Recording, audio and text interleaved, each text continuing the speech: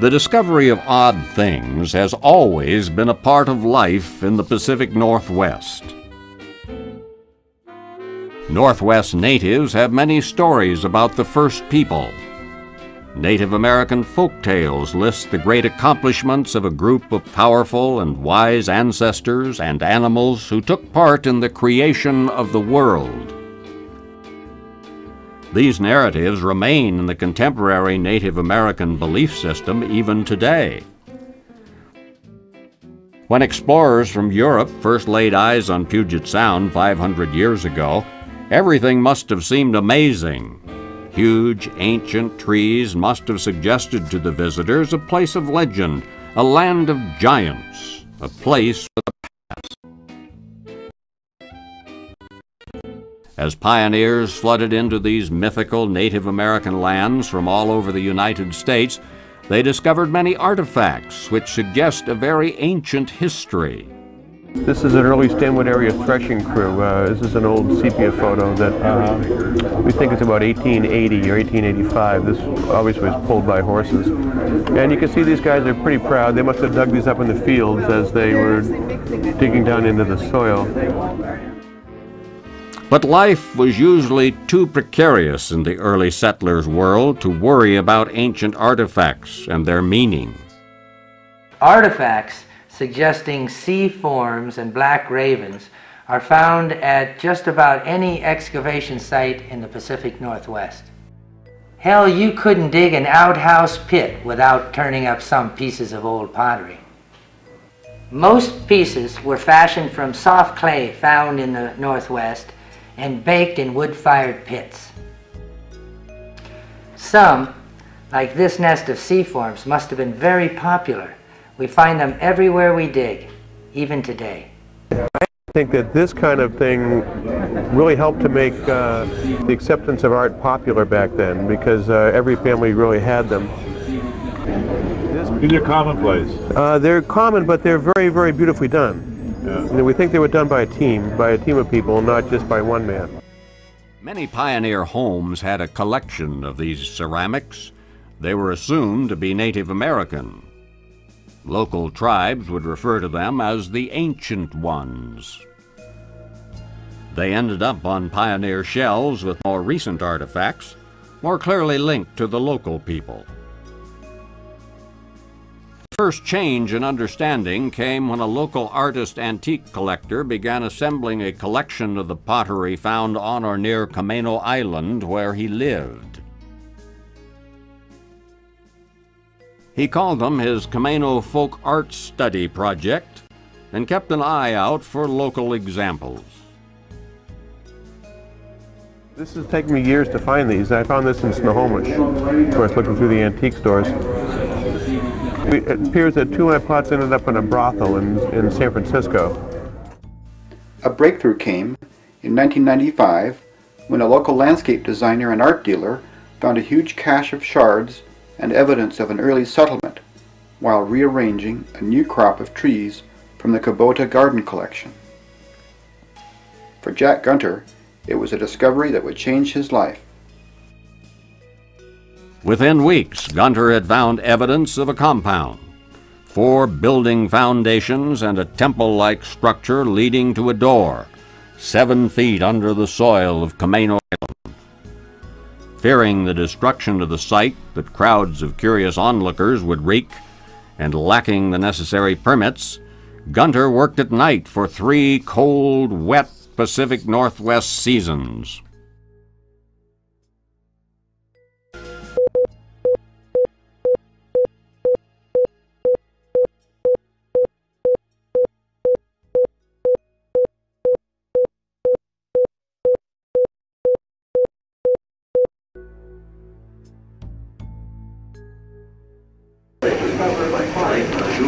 Without the words or without the words? Speaking. Yeah, I learned the English kind of like many people here in Germany. We speak many languages.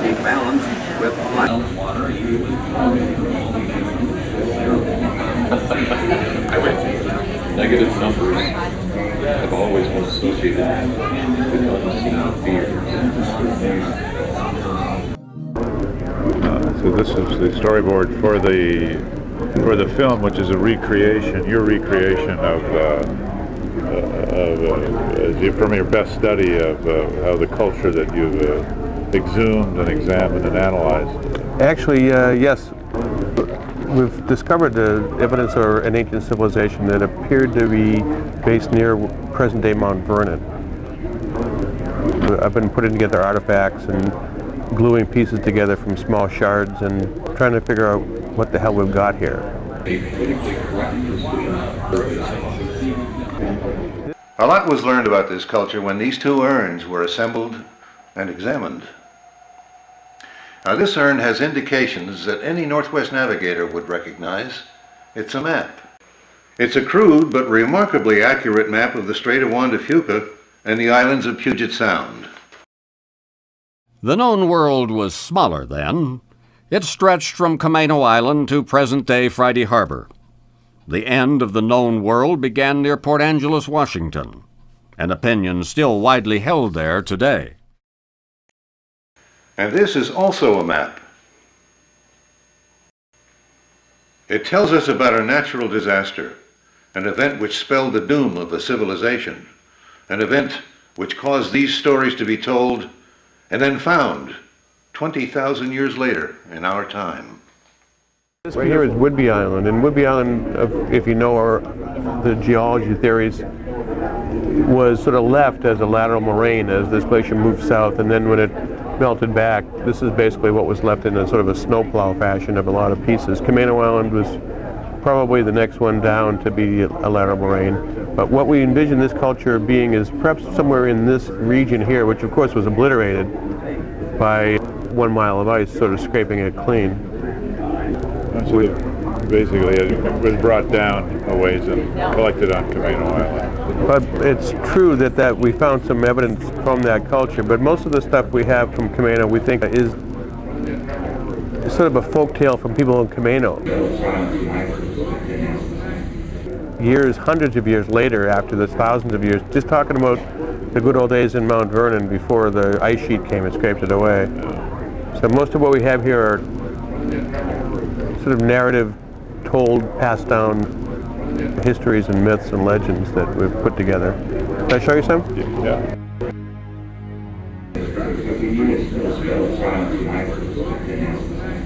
This is sort of the entrance here where we have the only pot that was ever found intact. You can probably see it better from the side. Now this was found under a lintel stone behind the Hagen's department store in Stanwood, actually. Most of the things we found are just little artifacts. But this one was intact? This was completely intact along with a few pieces of furniture. Oh. Reminded me a little bit of Howard Carter in the 20s when he looked into the tomb. It seems like it was the culture here is indicated by the menagerie here is we basically my goodness, look at that. There was a sort of a premonition of some deco forms there. We figured that this piece here is an ancient ferry terminal, and this is when the water is receded apparently after some large flood type event. And this is what probably we could consider as a Noah's Ark type of a boat which had rescued all these animals, and it has a strange echo of the Kalakala actually, but we sort of think that every cultural epic has a sort of a Kalakala type boat that that means a lot to them. Yeah, that shows real sophistication on your part to see those archetypes. We think it was made of copper because of the green patina on it. I think that we have evidence that they discovered copper and had a fairly good working knowledge.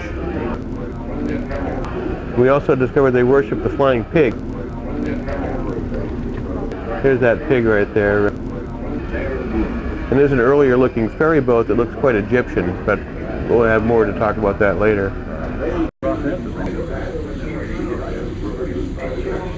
Your skill. Yeah, I'm a painter. I basically just wanted to do some paintings in this show that would represent my viewpoint for each of these rooms. And having found these artifacts, I still wanted to put some of my own art into this exhibit.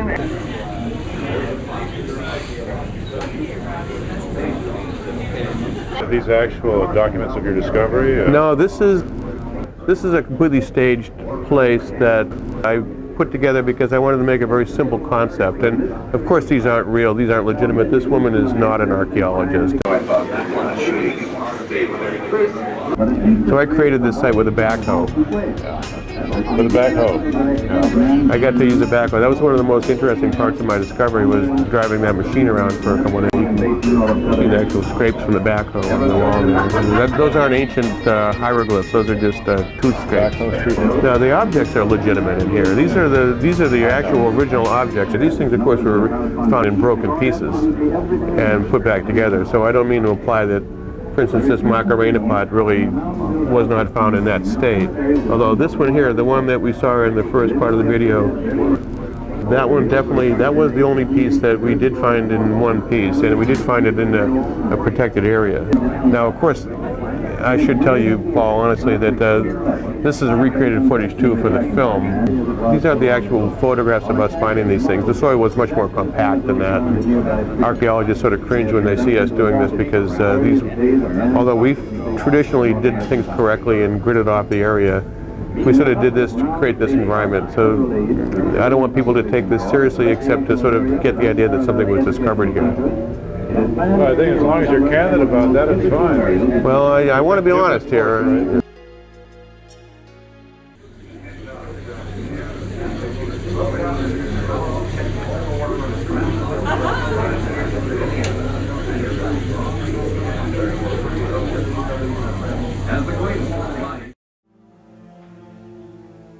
The story of a catastrophic flood is common to many cultural folk histories. The Camano excavation contains 7 such narratives, each one etched and pierced and underglazed onto large ceramic jars that, when intact, obviously served the purpose of recording local tales and histories. Clearly visible on all of these narrative jars is the shape of a large boat. Its significance was not immediately obvious.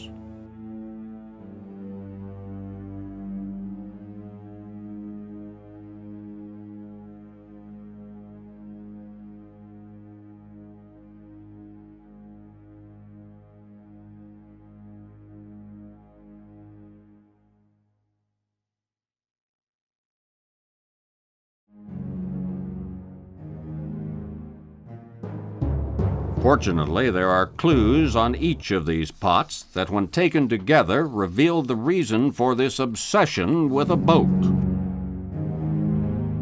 A boat with ties to the ice. A boat with a connection to something very nasty that happened a long time ago. Something awesome enough to create a legend.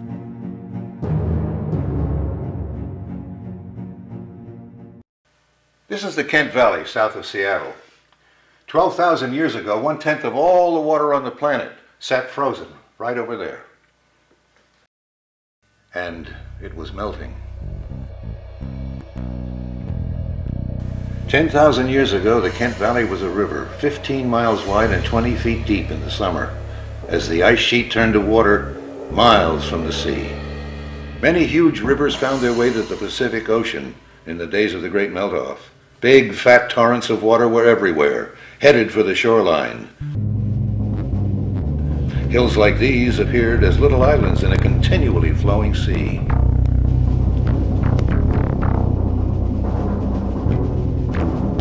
As the Great Wall of Ice that stretched north for 6,000 miles began to melt back, billions of tons of water flowed into the Pacific Ocean.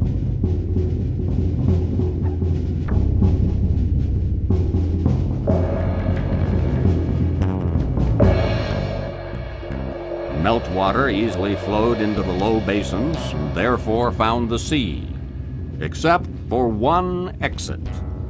A steep-walled canyon near what is now called Missoula, Montana, somehow remained unaffected by the rapid melting that the climate was causing. a body of water built up as the ice receded behind it. It filled an area now known as western Montana. At one point, this artificial lake was as large as Lake Michigan today.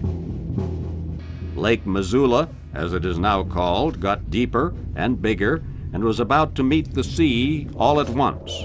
Physical landscape features in eastern Washington suggest that 10,560 years ago, the dam gave way. Well, we think that perhaps that Lake Missoula up in Montana that gave way 10 or 15,000 years ago, we think that was a significant event in the consciousness of these people.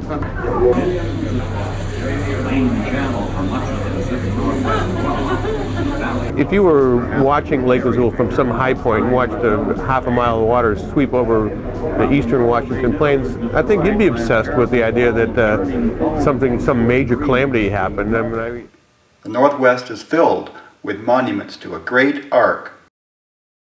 People still worship in them just south of the Mount Baker Range.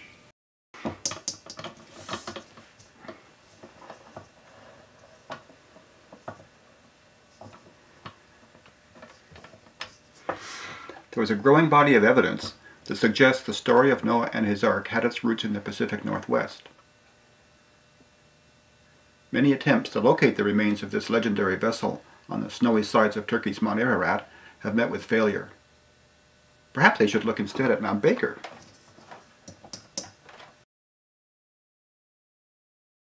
This one here suggests that whatever kind of boat was found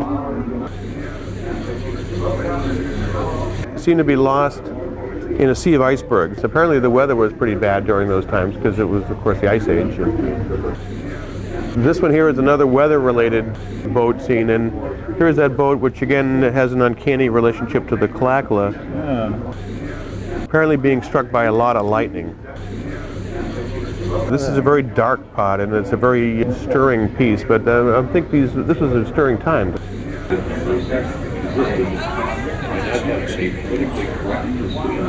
This is a very Egyptian-looking boat.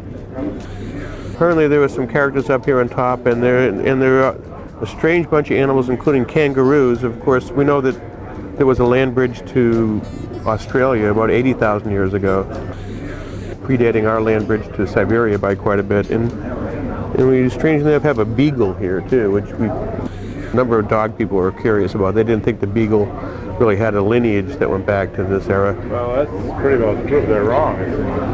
Well, there's no disputing the evidence, really. We can't imagine what a boat here 30,000 years ago would be doing in Egyptian times 20,000 years later, but it's now pretty well established that this land bridge was a two-way street. And a lot of people from this area were going into Asia during the Ice Age. And we think the Egyptians stole this idea from us. And we find a lot of evidence later on of other cultural influences from our society. You know, I think the people coming one way with the Clovis points and these little arrowheads were really not very interested to our people who were going to the east with early edition machines.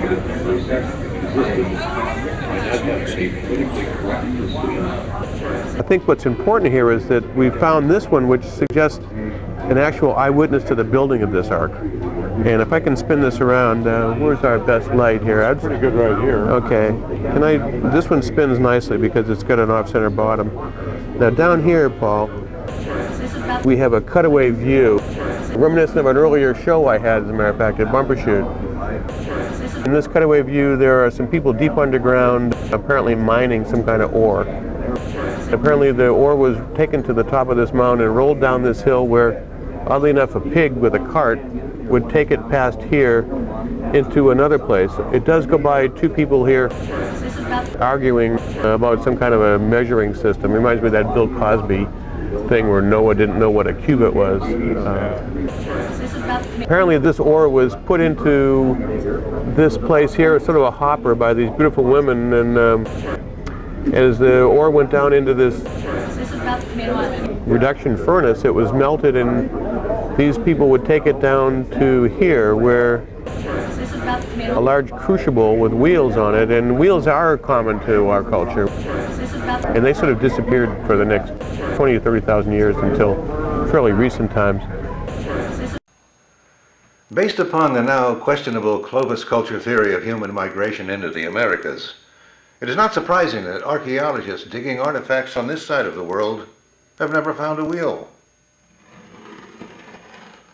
Wheels, inclined planes, tapered screws, and other advances in technology are artifacts associated with advanced civilizations like those on the old side of the world. Scattered bands of nomads roaming around North and South America could hardly be expected to be bursting with ideas for inventions. Life was too easy here.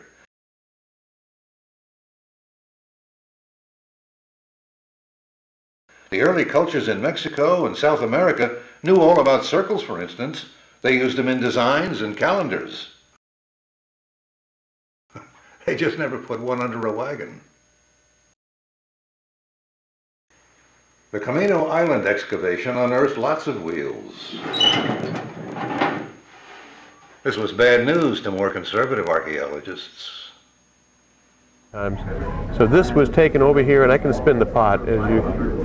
This ore, now melted, was taken over to this other building here, this other wonderful piece of architecture, where these people here are actually seem to be pouring it into some shapes that made molds, and that formed big blocks of this material, which we think was copper. I mean, it's pretty obvious that they didn't have too many metals to work with, but copper would have made a lot of sense in the Northwest. And then apparently here we have a team of hammering type men that were hammering this flatter and flatter and flatter and into fairly malleable sheets. And now this is a strange thing. This looks a lot like an early secretarial tool, which is used to create holes in the copper. These things are not very common these days with the age of computers, of course. Apparently there are some people here, I'm going to turn it back for you a little bit. These people are taking these finished sheets up and they are putting them in place in this architectural backbone of this ark, and they're putting in the window frames here, and they're just starting to put in the walls. This is sort of an early version, we think, of the creation of the ark, and how often do you get that, of course?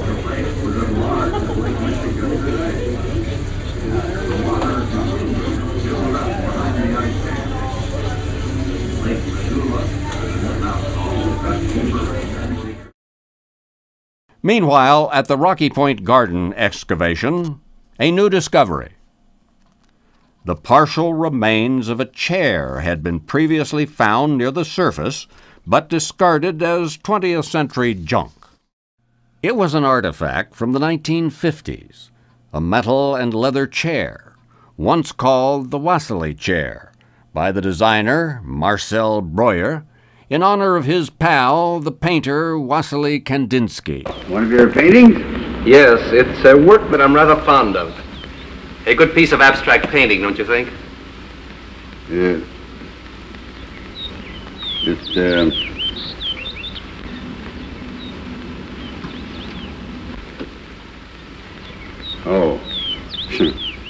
It's remarkable. Certainly got a lot of color. No doubt about that. What does it represent? Represent? Why, it doesn't represent anything. Why should it? It's a picture, an independent entity. There's no reason to imitate something else. No, I suppose not. It's just that I'm sort of used to looking at pictures of people and objects, you know. Why? Why? Well, it's,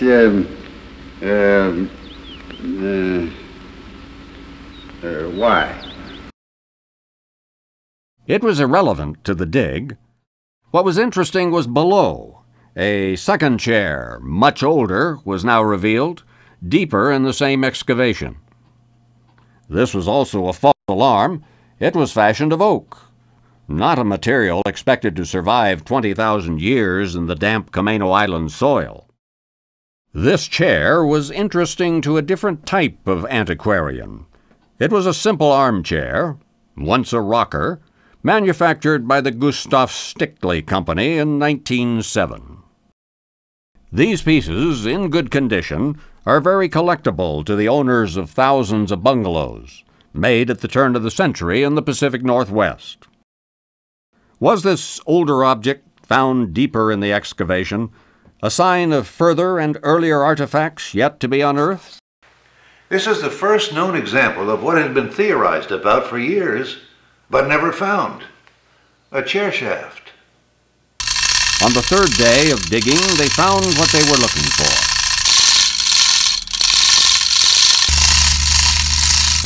23 feet under the Camano Island surface rested a construction of iron and bronze and mastodon tusks.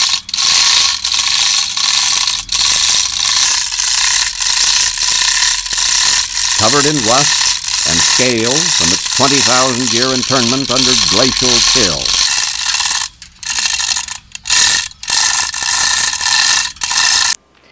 This mastodon chair was the first object that suggested that this was more than a nomadic village discovered here on Camano Island. Metal was used here, metal that was extracted, concentrated, and manipulated, and it predated the Bronze Age by at least 5,000 years. Bronze Age tools have been known in Europe as far back as 14,000 BCE, but their tools were as primitive as can be. This was much older and more than a primitive implement. Certainly there was more to the civilization than first met the eye. We think there might have been people from taller cultures that came, and this sort of could accommodate. But we don't have any grease left to stick it in. It doesn't work very well, but you know, it's old. This is for the short people.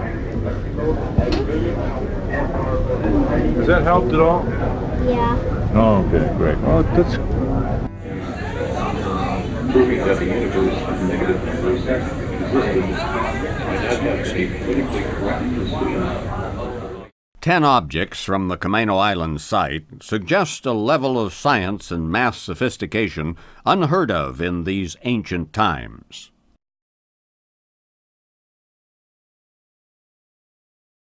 Of the reconstructed artifacts, one pot stood alone in color, texture, and shape. It was a gruby green-colored cylinder, decorated with a regular pattern of square holes and raised blocks. Were these features purely decorative, or did they imply some kind of language or counting system? Archaeologists have known for some time about a system of communication that the Inca civilization used in the ancient times before the Spanish conquest in the 1600s. It consisted of an ordered sequence of knots tied in a series of parallel strings. These sets of knots were called kipa by the ancient people whose kingdom stretched across the backbone of the rugged Andes Mountains 400 to 800 years ago. Examples are still available from high-level antiquities dealers, but they are rare. By carefully noticing the placement of the knots and their relationship to the knots near them in neighboring strings, a casual reader could, 7 centuries ago, understand the weaver's message.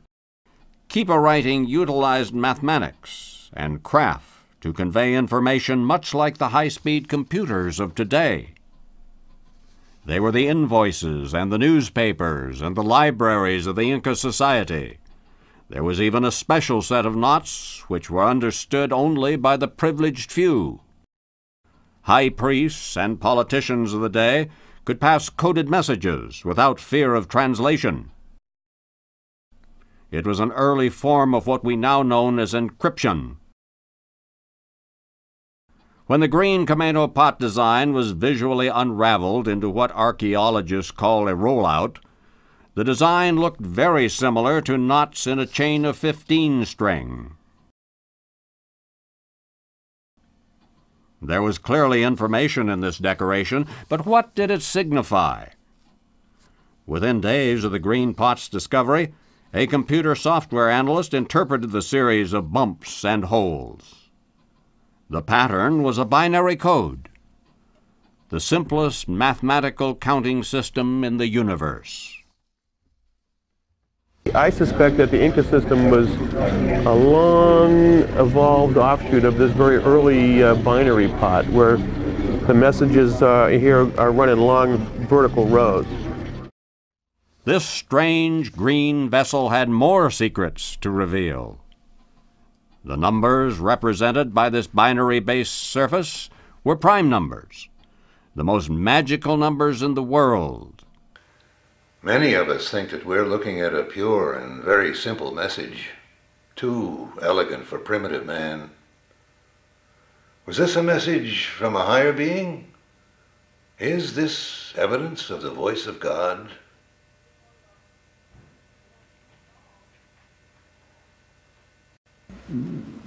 This simple mathematical proposition here is interesting because of the universal implications. However, the church would never recognize a thing like this, and if people indeed lived, 20,000 years ago, maybe so. What does it matter? What does it matter? And when you consider these people were 30,000 years old, way before the decimal system, it is the simplest number system. Just a 0 and 1 would have been a wonderful way to start mankind on a counting idea. Is the message on the green pot the voice of God? Did the ancient Inca Empire base its math and language systems on a wholly binary code sent here to Camano Island thousands of years before? A computer analyst working as a volunteer on the excavation project came up with a possible solution based on early musical devices. He asked this question: if this pot were to spin, what would it sound like?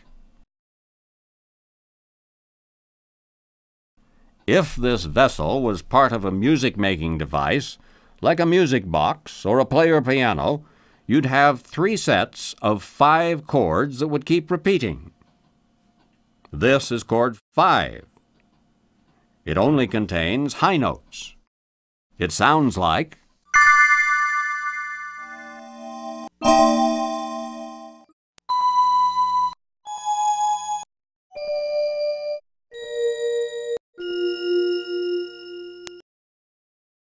And now I have a recreation of this voice of God, as you would call it, and it plays 6 different songs. They're similar, but they're not quite the same. And isn't it ironic that in this world that we live in, where there's people killing each other over the fact that one person in one religion thinks that the other religion is not getting it right? Basically, it's the same message, and I think that perhaps the message that fell to Earth had a lot of different interpretations that came from the same data. How many wars, how many crusades have been, and how many people have been slaughtered in little villages because they just were in a disagreement with the way the voice of God sounds, And the message is always the same, but there's just a human twist to it that sort of causes all the conflict. Proving that the universe of negative numbers existed. A significant thing we found in this binary code system was this series of glass artifacts.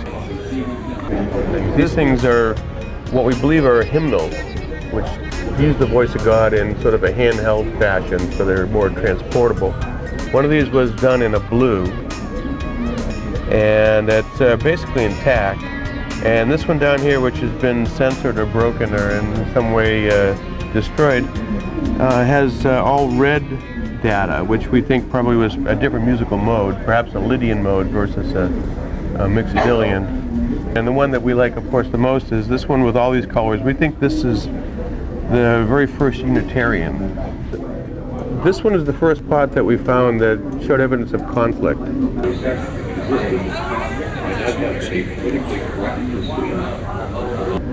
From what we can determine, this is a map of Camano Island. And right here there's a dock where, of course, now there's a bridge to Stanwood.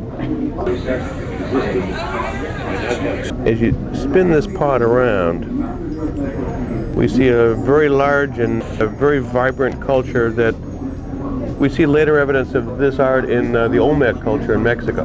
Very similar heads are found in Mexico even now, and they're not quite sure where they're from, but of course now you know they're probably from Camano.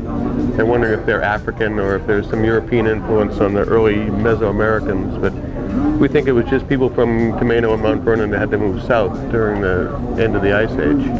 But what's significant here is that this army, apparently there is a very bellicose people, and there is armies and soldiers and mounted horsemen and people practicing, and they seem to be all headed across Camano Hills all the way down to the south end. By the way, you can see the cascades in the background here. It's a very accurate map of Camano.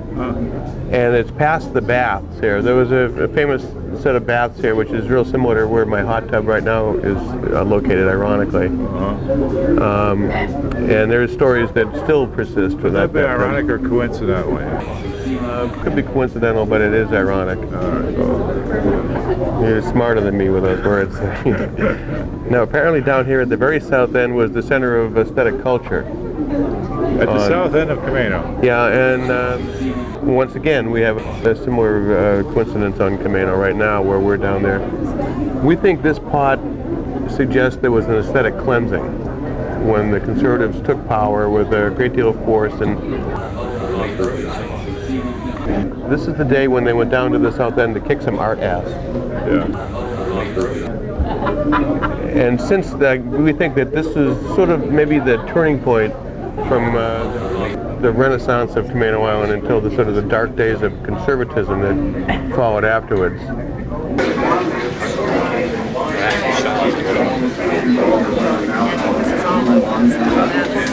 From what we determined, this pot, which appears to be white letters on a black board, is some kind of a schoolhouse arrangement, maybe something to teach the children. We determined that it's a number system that started with 0 and went down to a number that was 15 digits below 0. Instead of double digits when we reach the numbers 10 through 15, the schoolhouse pot suggests single digits until the 16th number. Using this method, we can easily determine the identities of the unknown icons. The number 16 is curiously represented by the familiar number 10. What we have here then is a system of number counting based on the number 16. There's nothing sacred about the decimal system that we use on most of the planet today. The decimal system is an Arabic invention, showing up around 7,000 years ago. It's handier than most counting systems because the number of fingers on both hands is also 10. Ironically, contemporary software designers use a base 16 system every day. It's called hexadecimal. It leaves them a lot cleaner in information retrieval calculations, which are based on 16s and 32s and other binary byproducts. A base 16 math system would have worked out just fine in an older culture if you had a counting device. You could figure out your change at the corner market just as easily with 16 numbers as you could with 10. Frankly, my preference would be 5. I can go with 7. Anything beyond that is superfluous within the sort of reference to numerology and mythic numerology in particular. I think it's, but one can't criticize or condemn others, most particularly in this case ancient civilizations. They had their own particular demands and ideas and conventions and historical precedences and precedencies. When we interpret the glyphs, which represent the numbers 10 through 15,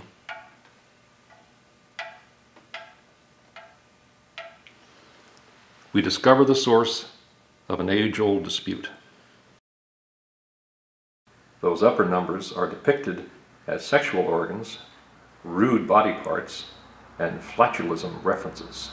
Here in Europe, I've never seen this sort of thing where the male member is inserted in combination with the female. It's all in a sense as you see here. Can you see this? Yeah, it's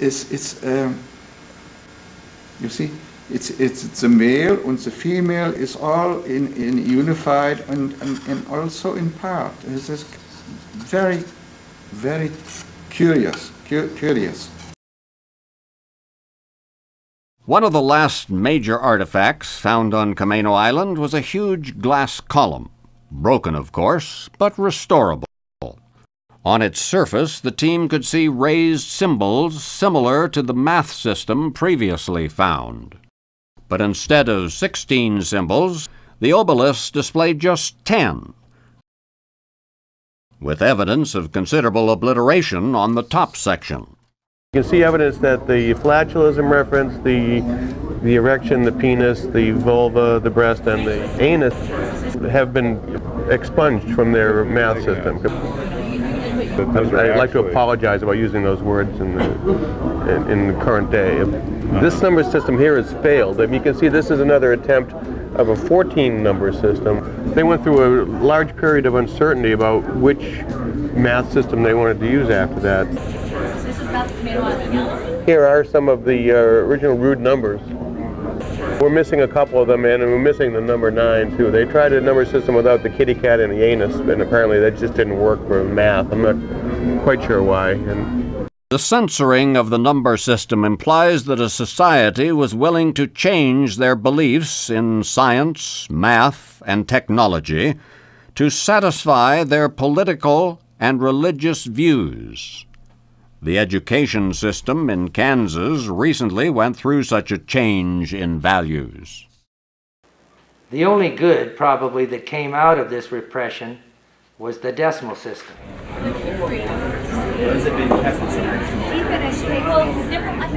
We think this one here was an early adding machine. If you look at this as a base 16 device, you can add different numbers, getting down to the 10, which of course in this culture is 16. And in here you can actually add 1 to a fart, and you get the number 10. Yeah. And apparently these different lines here are the additions that you're making to the base unit at the top. It's very elegant, really. I think it's beautiful. Even let's see what the origin of the plus sign here, I think, is first displayed in this culture too. Now, by the same definition, we see this minus sign right here. So this is clearly a subtraction machine.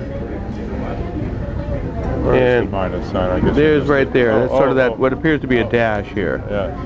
See, this would have only been recognized as a minus sign because of the knowledge. It's just a structural. No one would have really known. It could have been a buttress of some sort. Yeah. But again, here is our number system: 0, 1, 2, 3, 4, 5, 6, etc., going around to the kitty cat and beyond. This is really a Paleolithic computer. It provides a wonderful window into this remarkable culture. It proves the existence of negative numbers.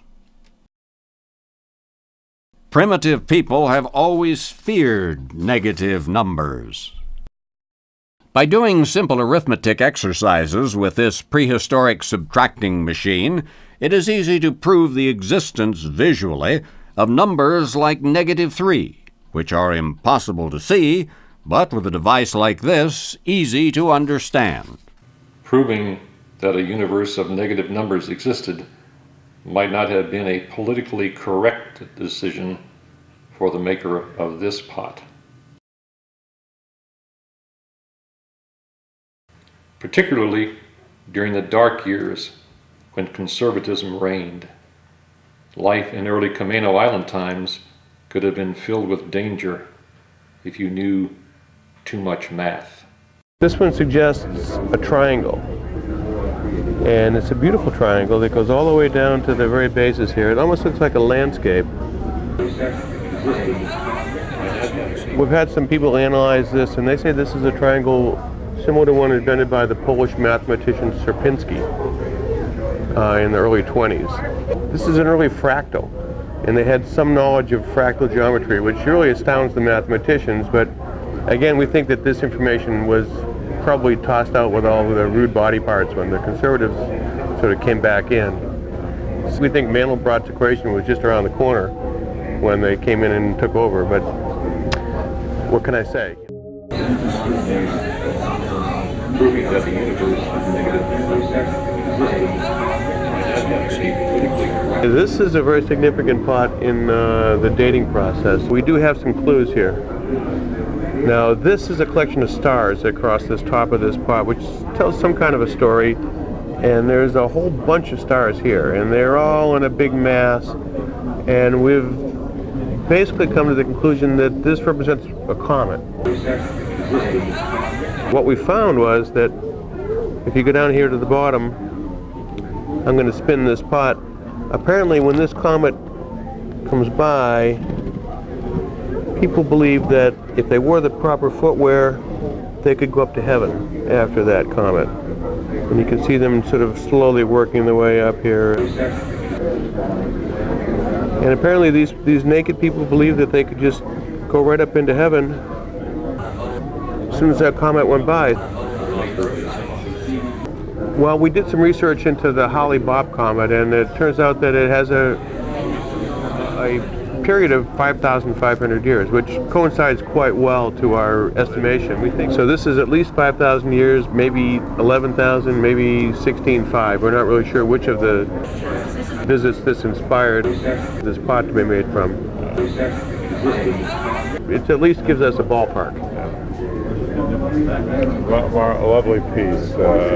It's very significant. This one's a beautiful example of sort of a recreational culture pot. After a while, we determined these figures, which look very similar to Grand Canyon cliff dwelling paintings, but it turns out that they're clam diggers, oddly enough. You find the familiar bucket and some kind of a strange hoe, and down below here we see evidence of two sets of clams. Here is one set that is near the surface, which we think are similar to our butter clams today, and then of course we have the gooey duck. At the 5-foot level, volunteers at the Rocky Point Garden site began to find terracotta figurines. A total of 47 figurines emerged, as well as a rusted metal slab weighing over 300 pounds. Small effigies seem to be common to all primitive cultures. The famous Venus of Willendorf was found in present-day Romania. It was one of a group of figurines similar to the Camano cluster. Women seem to be the main subject with these first figural artifacts, which are found in sites all over the world dating back to 50,000 years ago. To simple cultures, the birth of a child was treated as a miracle, which of course it is. Nearly every Paleolithic image unearthed, regardless of the culture, reflects this. The Camano Venuses were no exception. It's clear that women were worshipped and wandered about on these shores as well. And these other people mostly were observers that would crowd around and look, but one of the people putting this together sort of arranged them in this fashion, which looks probably like a baseball game. Baseball goes a lot further back than Abner Doubleday. All the early cultures in North and South America enjoyed some kind of spectator sports. In 1990, a lone man-made mound in the region of Chiapas, Mexico, was investigated by researchers from a Canadian university. Instead of housing or temples, they discovered clay benches and a playing alley as long as a modern football field, twice the size of previously known Mayan ball courts, built thousands of years later. We estimate this early stadium to be over 5,400 years old. From what we can determine, the object was to put a leather ball like this through a stone circle high upon a wall without using your hands. Theory suggests that the scoring player was rewarded with all the jewelry and clothing that the spectators were wearing. Friends of the winning player, in Mexico at least, were expected to chase down the fans after the game for their share of the booty. The fact that they're actually still watching this event and they're already naked suggests that this might be the second game of a doubleheader. We also find that a great number of these figures are done in a very white clay, and another equally large number are done in a terracotta. We find that the extra white clay people sit a little taller and they have their legs crossed too, and they're a little bit more proper than the terracotta people who are, for the most part, pregnant.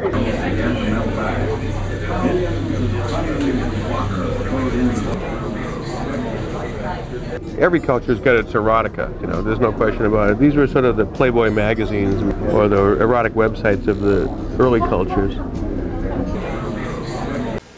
Das ist, nein, wir haben hier more, very interesting is this part here.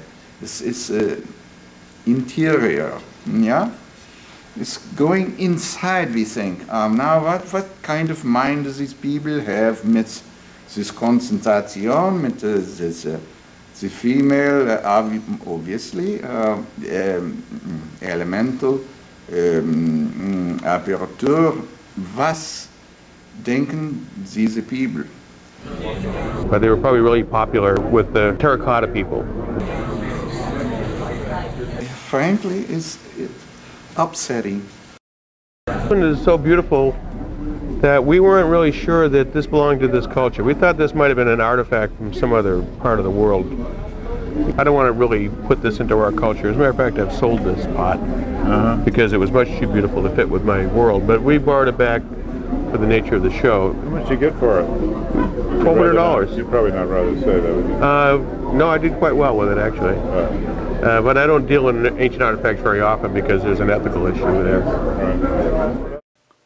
A culture grows, prospers, it declines, and a dark age leads into the future as the past is scraped and flattened by the spreading ice cap. But where did the people go? The Camano Island excavation had one more treasure to reveal that would answer this question and pose a number of new questions for today. The piece of glass almost escaped detection.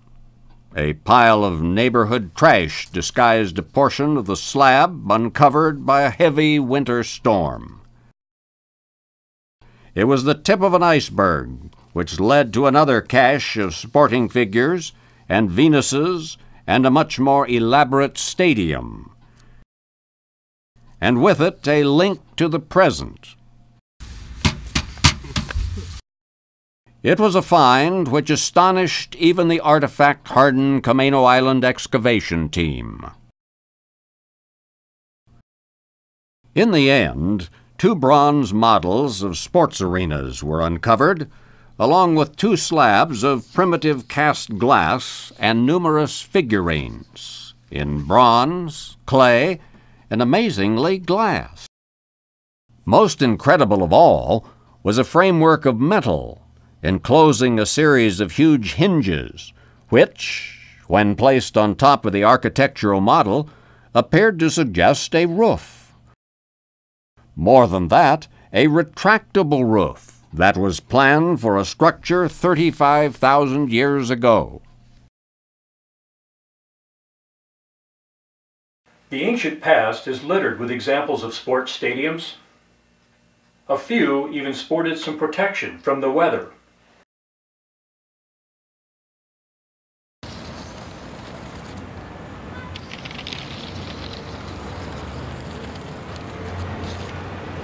And here, it would have been about 25 meters thick. And the whole thing, to keep that semicircle going, would have been big enough to hold St. Paul's Cathedral inside.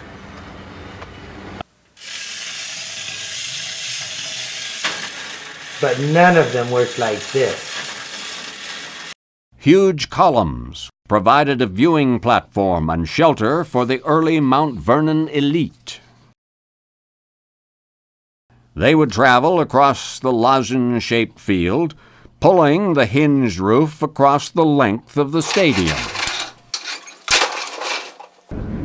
These cork boxes would move across the field this way in a parallel fashion, and caused this roof to expand. And it works quite well. It's a little rusty. The discovery of hockey-type activity on the Camano Island site was an important link to many unsolved historical puzzles in more recent Northwest history. They all involve a legend. Lewis and Clark were the first Europeans to encounter this story in 1806 on their discovery adventure across the Pacific Northwest. And now I will read from their journal. November 12th, 1803. Today, on the 5th day at the Stevens Pass camp, Sacagawea returned. She has news of a band of women who had been sighted recently by the Skykomish people. She tells me that contact with this group is exceedingly infrequent. The women are known to favor a sport which, when described, appears to be similar to lacrosse. November 15th, 1803. We've exited the mountains and headed toward a thickly forested shoreline, heavy-hearted at not having met the female sporting tribe. Our loins, heavy from the absence of the fair sex on our journey, had quickened as of late at the thought of such a meeting. The campfire conversations lately have turned again to sheep, which, and here's the famous missing page that Lewis and Clark never wanted anyone to really see. That reference to the women in the mountains remained the only one recorded in the 19th century. In the 20th century, as populations grew, more encounters with this band were inevitable. To the popular Cascade Mountain photographer, Asho Curtis, at the turn of the century, this mythical group became an obsession. In his later years, he confided to his friends, his brilliant career as a photographer in the North Cascades was spent in a futile attempt to find and photograph this elusive band in their domain. Curtis was crushed when he heard that a relative stranger to the Northwest, L.G. Linkletter, had succeeded in photographing some of this mythical band of women on Paradise Glacier, high on the side of Mount Rainier.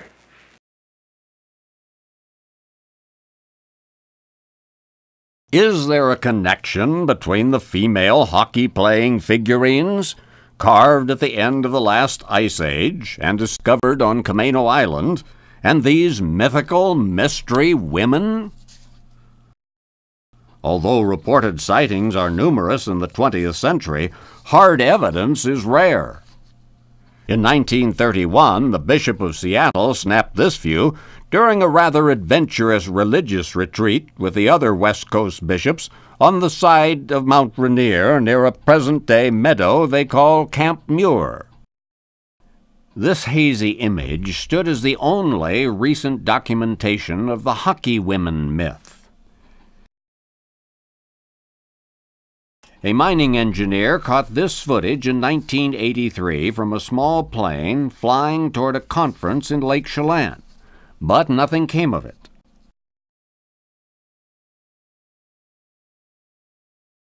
I did some paintings of the women playing hockey there that I'd like you to see. I flew some women up to a glacier in 1999 and I had them try to recreate this culture.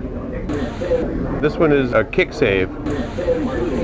This woman is the goalie, there's no question about that. Would you like more information? And this person is coming in, which we think is an early breakaway. The band of women remained a 20th century rumor, the Pacific Northwest coast version of an urban legend, until the capture of a wanted Norwegian fugitive added new light on a 1,000-year-old myth. The mountains of the Pacific Northwest have long been a haven for odd characters, unreasonable people,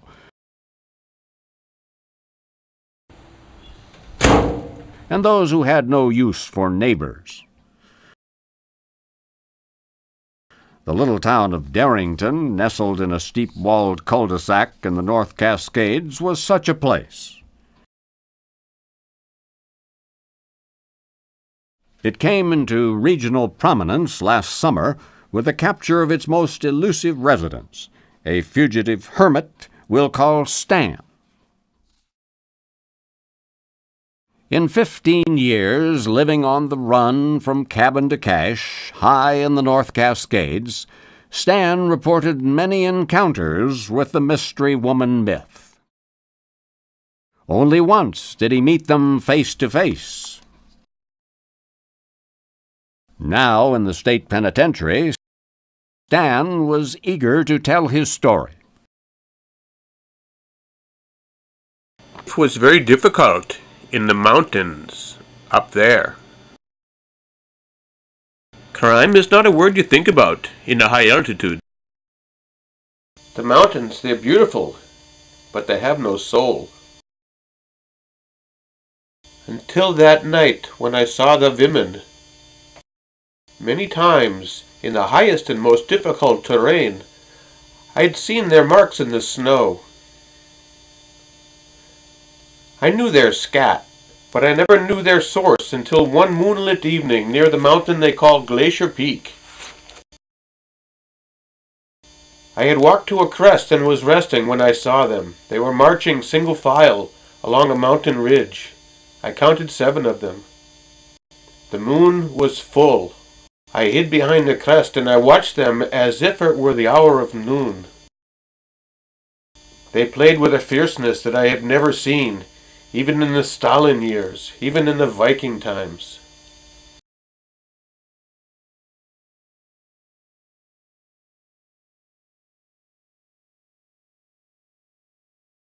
They played like Russians,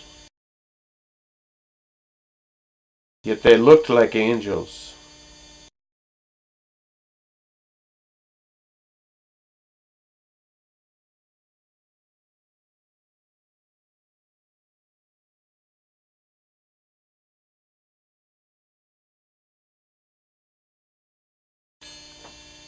I was spellbound.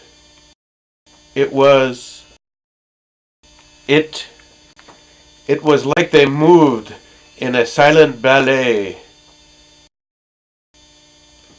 I watched an unseen artist's hand create an alphabet of symbols with their bodies. They used their limbs and trunks together and sent a message to the sky. When I woke up, they were gone.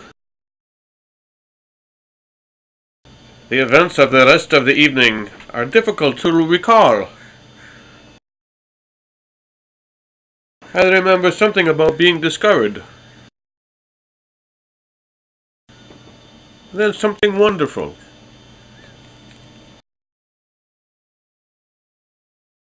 The next day, I felt odd, but well all day, although a little sleepy, and I felt the curious urge to smoke a cigarette. Have we seen these symbols before in the ancient recounting of the Mount Vernon culture?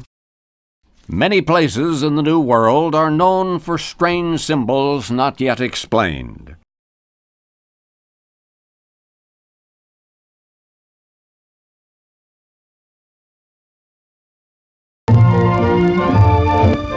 They're barely one leg up on a trophy right now. That is, if I may judge a form. Some display messages aimed only at the sky.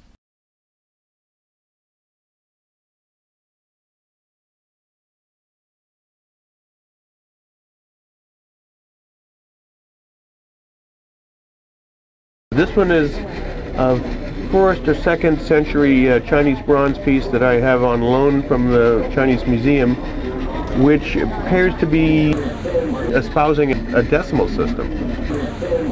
Since the birth of the decimal system is documented in our culture, this is just more evidence that the Chinese, once again, have been getting information from us over that land bridge, which of course it's a direct road right to China from Siberia, and we sort of think that their decimal system use was based on early Mount Vernon conservative censorship. This is a 5th century Kylix from ancient Greece, which seems to suggest that this fellow was doing a kick save of some kind. The early Greeks were quite fascinated by this news from over the Silk Road. These people would bring it in the opposite direction with the news of the hockey game. Down here we see in the Indian subcontinent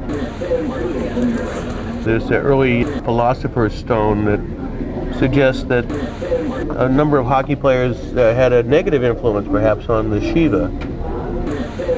Can you talk to me about that, Barbie? Well, I just, it's clear that it's a representation of a very early hockey playing Barbie, and it's amazing that, I mean, her clothes are still on the doll's body. It's just amazing. We don't think that was a very popular version of Barbie, and we never found the Ken either that goes along with that. And is he involved in sports activities as well? No, he was. We've just found out that men weren't allowed to watch the women play hockey, so we don't think Ken was really into this picture. Although I did hear recently of an early divorce Barbie, and she has all Ken's things. You know, but that's... Did the Mount Vernon culture simply disappear?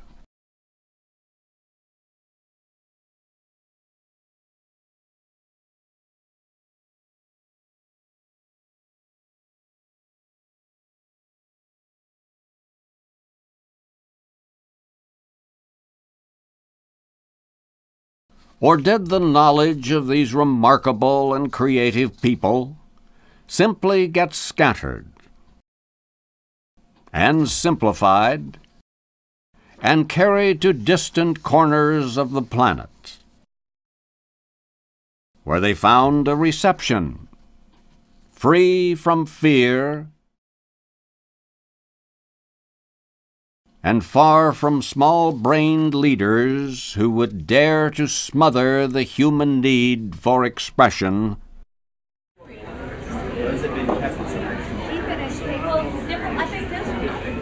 and censor the numbers of love.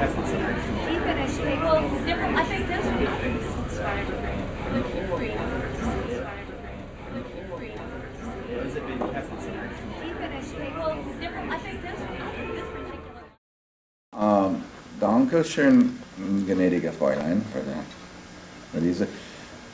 Aber dieser Schad, das scheiße Schad ist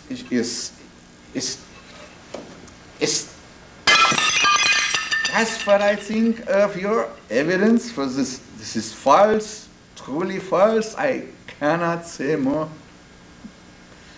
Ja, Wolf, bitteschön, kann mir hier zu gehen haben. Ja, danke.